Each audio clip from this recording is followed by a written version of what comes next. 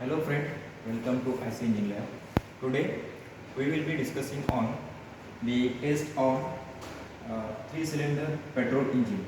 Looking into the basic components of the 3-cylinder petrol engine. So this is the engine, complete engine setup. This is the head of the engine. This is the here. You can see. This is the crankcase and this is the sump. Okay, this is the exhaust manifold of the engine, this one, and this one is the intake manifold of the engine. So these are the spark plug which are provided. So here we can see 1, 2 and 3 spark plugs are there. It means that this is the 3-cylinder engine. This is the power drive again all. This one is the flywheel of the engine and this one is here crankshaft. Here the hydraulic dynamometer is used to calculate the load on the engine. Another one here, looking at into the engine specification, engine is having 3-cylinder, 4-stroke, petrol. Rated power is 27.6 kilowatt, about constant speed that is around 5000 rpm, and maybe varying speed. Cylinder diameter is 66.5 mm, stroke length is 72.0 mm, compression ratio is 9.2:1, orifice diameter is 35 mm, and dynamometer arm length is 200. So now we can see here, if we have to find out the basic parameter, the engine performance parameter like brake power, brake mean effective pressure, specific fuel consumption, thermal efficiency, volumetric efficiency, and air fuel ratio. So to calculate the brake power, we have equation 2 pi nt divided by 60 into 1000. So 2 pi and n we can find out from here, this dial gauge. Okay, n will be from here and t will be w into dynamometer arm length into g. So w means load on the engine will be found out from this indicator, and dynamometer arm length is here 200 mm, convert into in meter, and g is 9.81. Likewise we can calculate the torque on the engine, and we can calculate the brake power, that is 2 pi nt divided by 60 into 1000. Looking into the another parameter, that is brake mean effective pressure. So we have equation Bp which is equal to PMB LANK into 10 divided by 6.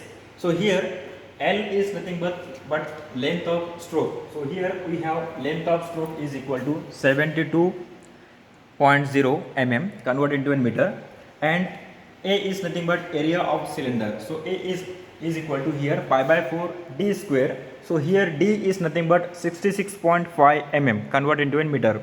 Okay, into k is 1 by 2 for 4 stroke, as the engine is 4 stroke here, so that's why we will use k which is equal to 1 by 2, and multiply by 10 divided by 6 or divided by 16 to 1000, you will get the same value. Okay, so by that one we can calculate the brake mean effective pressure. Another one, specific fuel consumption.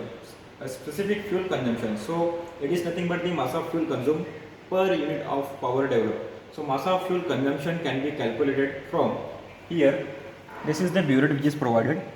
So we can calculate or we can find the time taken for 10 ml of fuel consumptions.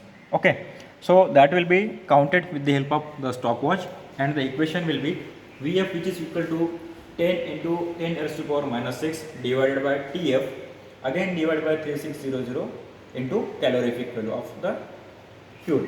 So by that one we can calculate the value of the volume fluid of the air, and multiply by density rho f, we will get the mass of fuel consumption.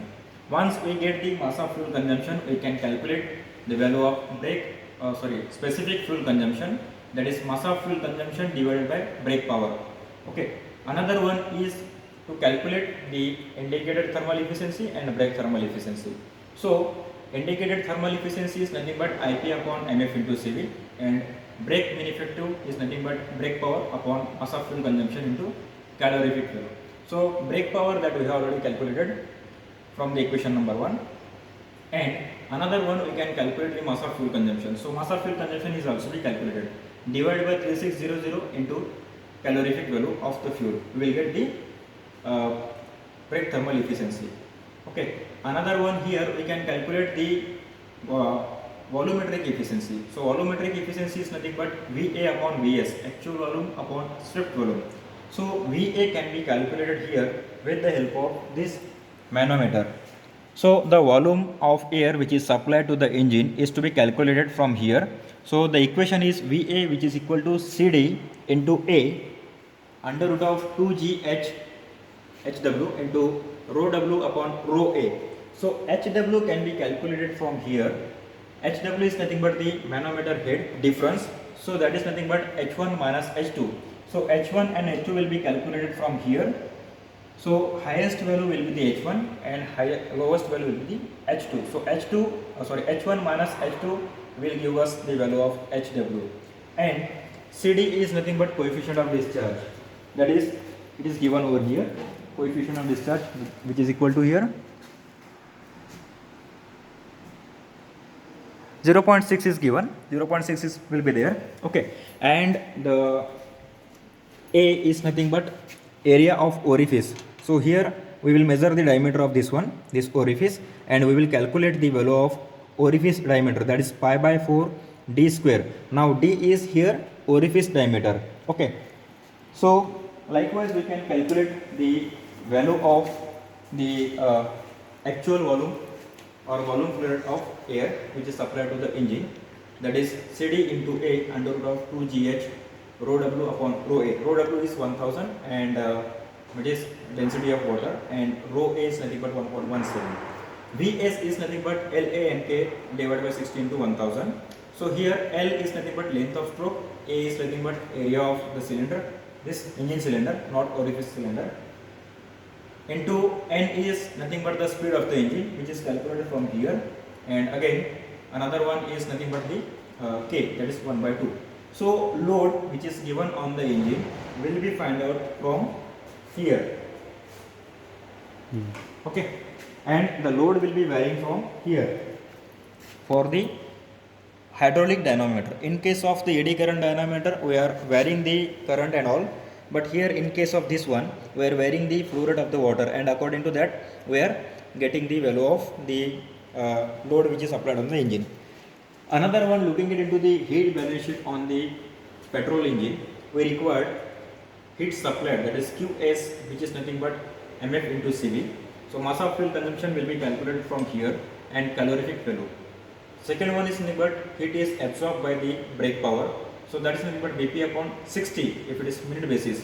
So brake power will be found out from here, 2 pi NT divided by 60 into 1000, and multiplied by 60, you will get the value of QBP. Another one is QW. So it is nothing but heat is carried away by the cooling water. It is nothing but QW. So the equation is QW is nothing but MW CPW TW2 minus TW1. So MW is nothing but mass of water which is supplied to the engine, and that to be found out from here with the help of this rotameter in LPH. So whatever the quantity of the water which is supplied to the engine will be found out from this rotameter. This is the mass of water supplied in LPH, liter per hour. We have to convert it into liter per minute. Another one is CPW, that is the 4.18, and TW2, that is the outlet temperature of the water, and inlet temperature of the water which is supplied. So outlet temperature of water is from here, you can see that one is the outlet temperature of water, and this is the inlet temperature of water. We have 5 different temperatures. Likewise, this one is the T1, which is the inlet temperature of the water. This is the T2, which is nothing but the outlet temperature of water. This is T3, this is the T3, this is T4, and this is T5.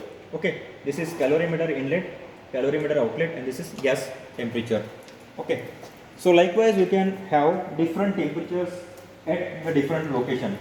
Now we have discussed on the mass of water which is supplied to the engine. Now another one is the mass of heat carried over the exhaust gases, that is QG is nothing but mg, CPG, TG minus TA. So mg will be calculated here, MA plus MF. So mass of air supplied plus mass of fuel.